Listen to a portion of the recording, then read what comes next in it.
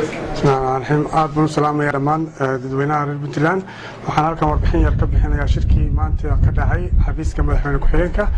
shirkaas oo uu kula kulmay madaxweyne ku-xigeenka xafiiskiisa madaxda mashruuca JPLG shirkaas waxa uu ku koobnaa isbarasho ka soo dhaxmareysay shaqaalaha mashruuca JPLG iyo xafiiska madaxweyne ku-xigeenka iyo madaxda JPLG qodobada shirka laga wada hadlay waxaa ka mid ah saddexda arrimood ee muhiimka u ah mashruuca saddexda arrimood oo kala ah tirtirgelinta iyo dhamaystirka istiraatiijiyooyinka maamul daadejinta iyo macadka tababarida shaqaalaha dawladaha hoose kaas oo ay chance ku heshay dowladda Puntland in ay si gaar ah uga furto magaalada Garowe si dhaqsana u shaqeyn doona laguna tababari doona dhammaan shaqaalaha dawladaha hoose waxaa qodobka saddexaad ee laga wada hadlay muhiimka u ah mashruuca JPLG ah baahinta mashruuca ee la wada gaarsiinayo dhammaan degmooyinka Puntland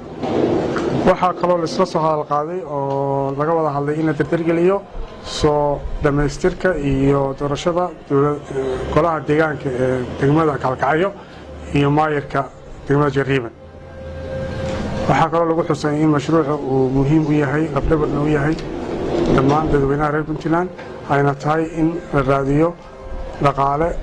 kale oo ziyaada oo lagu sii wado mashruuca fayskiisa afraad oo aan ilaa hadda la qorsheynin inuu imaan doono. DMI